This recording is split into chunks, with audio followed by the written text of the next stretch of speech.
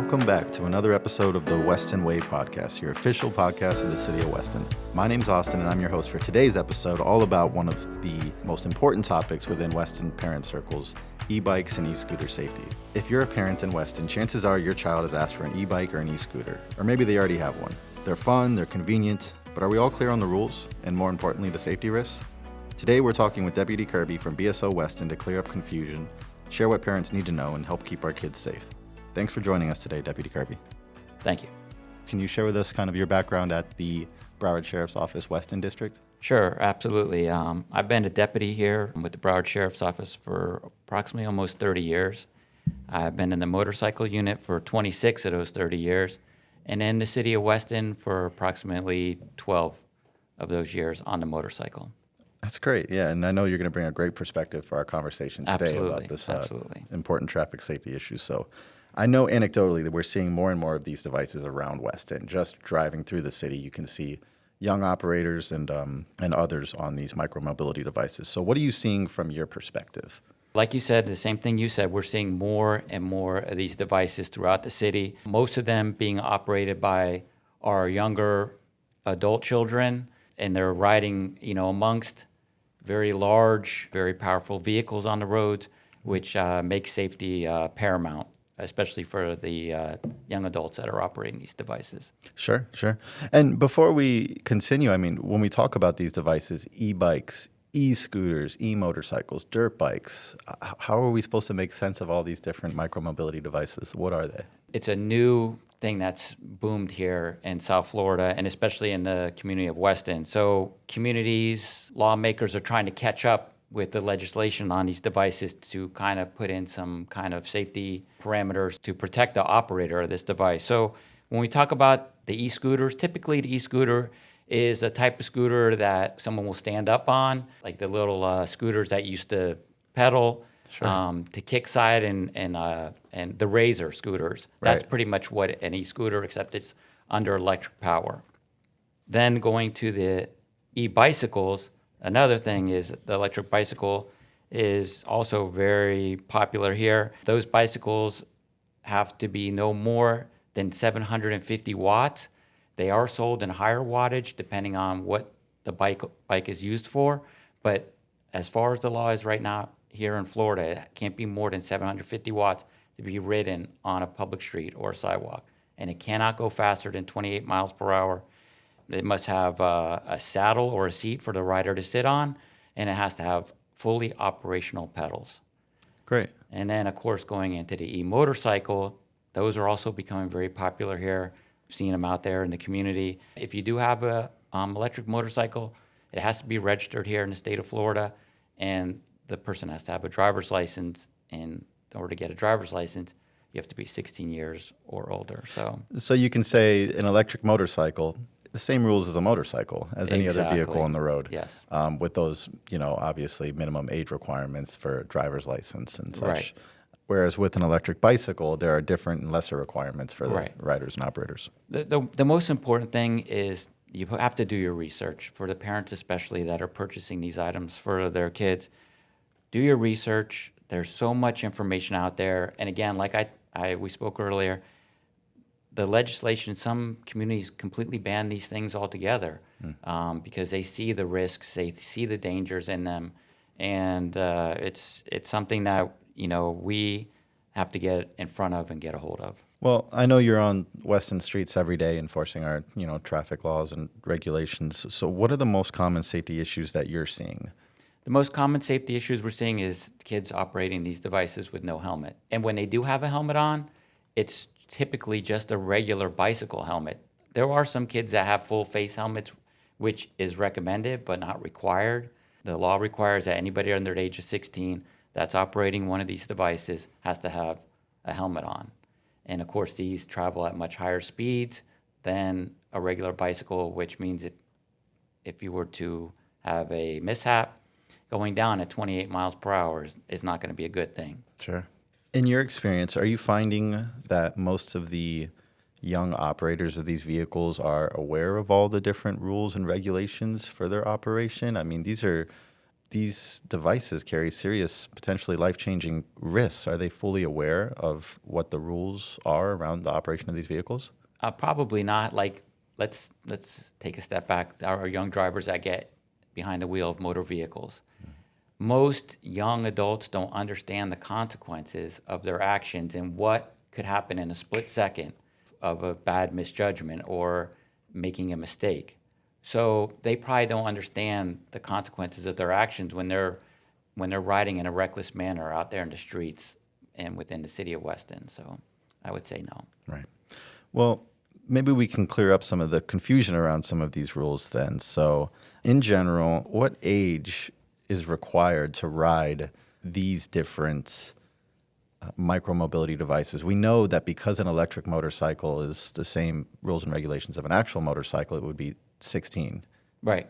For the motorcycle. For the electric motorcycle. Right. What about for, like, say, the e-bikes and e-scooters? Now, the e-bikes and there is no age restriction as far as you have to be a certain age to operate them. I mean, I guess it just falls on the parents understanding if their child is physically able to control that device without hurting themselves or someone else.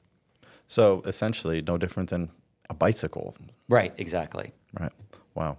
And for which of these devices and in which scenarios are helmets actually legally required for the riders? On the e-scooters and the e-bikes under the age of 16 have to have a helmet. In which scenarios can any of these vehicles or micromobility devices be operated on city streets? They can both be operated on city streets, but they fall under the same rules and regulations as any other bicyclist. So in the bike lane, or if there's no bike lane available, closest to the right shoulder of the road, just like any other bicycle. Sure. And follow the same laws as a motor vehicle. Stop at the red lights, stop signs, follow the same rules when you're out on the road that you would be if you were driving an automobile. Great. And they could also then be operated on the sidewalk? Yes, on the sidewalk is preferable, but they can't operate on the street legally. And when they are being operated on the sidewalk, aside from any legal ordinances or state statutes, I mean, what is the proper procedure for, let's say, how you pass a pedestrian or the safe speed? There should be an audible device notifying the person or maybe a verbal command or a verbal warning that you're coming up on the left or the right would be courteous. Speaking to Weston specifically, we've recently passed a local ordinance concerning the safe operation and the legal operation of these vehicles within the city of Weston parks. Could you explain a bit what that ordinance does and the rules? What that ordinance says here in the city of Weston, when you're in any of our city parks, you cannot operate any of these devices. The e-bikes, the e-scooters, the stand-up ones cannot be operated on any sidewalk or walking path. They have to be operated on the road, and again, following the same rules, not in the middle of the lane, but on the right shoulder in a safe and respectful manner. Well, I think that gives parents a great perspective on all of the legal issues that they should consider before they purchase their young students an e-bicycle, e-motorcycle, et cetera. Can you tell us a bit about your Broward Sheriff's Office enforcement operations and how you're working to educate the community about these issues on the road? Yeah, absolutely. We've been to both middle schools here in the city of Weston, Falcon Cove and Tequesta Trace Middle School, doing our very best to educate the students as to what the requirements are, what they can and cannot do. We've also, at our district office, on a Saturday, we invited the community to come in. Everybody that came, we ask questions, we give you all the information, answer any questions you have. We also have, I don't know if you've seen through the city, there's message boards up there, ask before you buy. Right. We're trying to do our very best to get as much information that we have out there to the parents before they purchase a device. And these devices can start anywhere from $500 up to over $2,000. And before you make that investment, find out if that bike is legal and safe for your child before you go out and make that expensive purchase. And you said ask before you buy. So they can just call Broward Sheriff's Office, Weston District, and ask them their advice and their opinion on which of these vehicles would be appropriate for their child, correct? Yeah, absolutely. Anytime they can call our station. We have our traffic unit there. We're the most experienced, the most knowledgeable on this topic, and we'll be more than glad to answer any questions a parent has if they just give us a call. Great. So I think that covers a bit about the safe operation, but we want to kind of step into the shoes of parents and talk about a bit of the scenarios that riders would face on the road. So I know we've touched on it a bit before, but what kind of protective gear should riders be wearing when they're operating these vehicles? Okay, let's go into required and then recommended. Required Great. is simply a helmet, okay, a bicycle helmet. What's recommended, especially on these e-bikes that, again, like we spoke, that travel up to 28 miles per hour, they should be wearing a full face helmet, protecting their face, their neck, and everything. Maybe knee pads, elbow pads, gloves.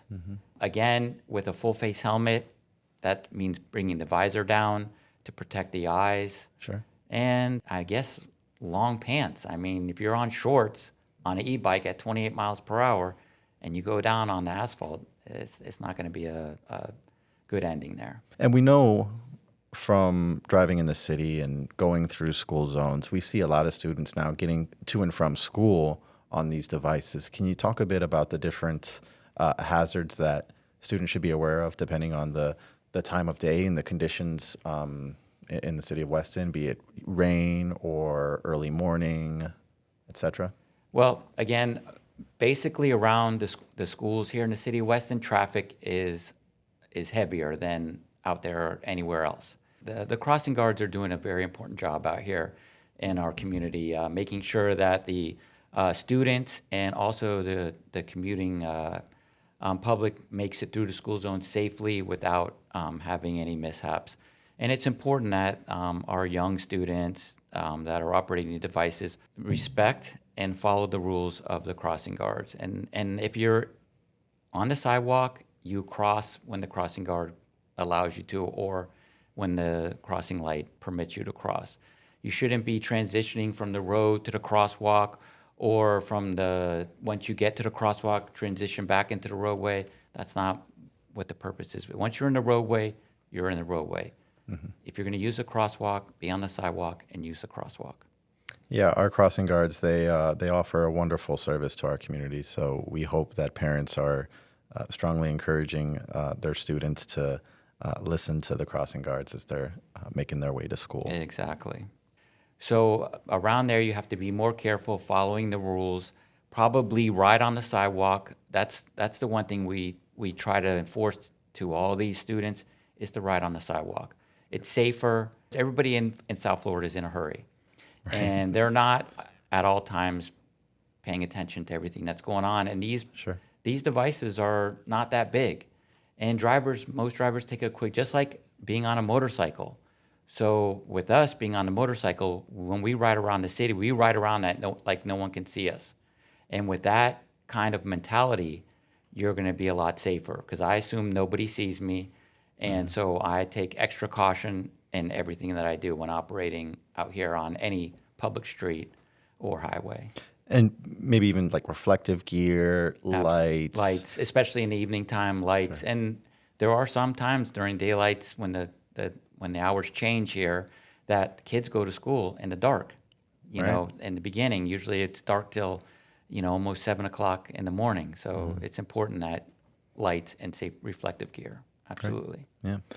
And we know many of our listeners might be on the road right now, and they could be passing these micromobility devices. So speaking directly to drivers, how should any of us driving in Weston prepare ourselves to share the road with these micromobility devices? Just like any other device, if there's a bicycle there, the law is give 3 feet, pass with caution. You never know what's going on with that bicycle rider. So again, use caution, be respectful, and pass.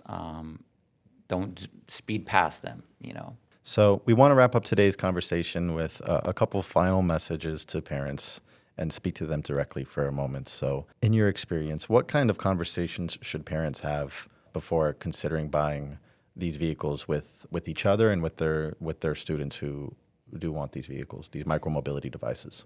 The most important thing I would think is hopefully maturity and physical capabilities. Is your child at the age and the responsibility, and has the responsibility to go out onto these streets here in South Florida? They're unforgiving. They're nowhere for a child to be riding around, much less on an electric bicycle that can travel at speeds just as fast as a car, 28, 30, 40 miles per hour. It's just something that they should seriously consider, the fact that the child is responsible and mature enough to take on the responsibility just like they would in a motor vehicle. Just because a child turns 15, 16 doesn't mean that we automatically have to give them a license and the responsibility to drive out there on the streets in South Florida. And I know from my experience with my younger brothers and sisters that there are apps out there for parents to keep track of their child's speed when they're on the roads, right, and how they're operating these micromobility devices. So definitely consider the ways that parents can hold their child accountable and make sure that they're safely operating these vehicles. Like we said before, it could be absolutely, life-changing. That's a great idea. Like Life 360 right, app, it monitors speed, rapid accelerations, phone usage while operating a vehicle. Wow. So that's a great tool and a great idea. Yes, absolutely.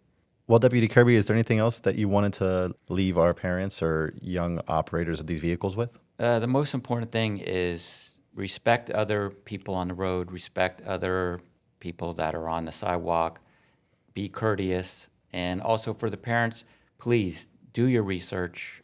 It doesn't take much time to go on the web, Google electric bicycles for Florida, educate yourselves, and again, before you go and make that large purchase for a device that maybe your child can't even operate or your young adult cannot operate here in our beautiful city of Weston. Deputy Kirby, thank you for joining the podcast. Thank you very much. It's been a pleasure. You can find The Weston Way anywhere you stream your favorite podcasts, so be sure to listen and subscribe and give us a rating. And don't forget, we want to hear from you, our listeners. Submit questions to us for future topics at westonfl.org/podcast. Bye for now.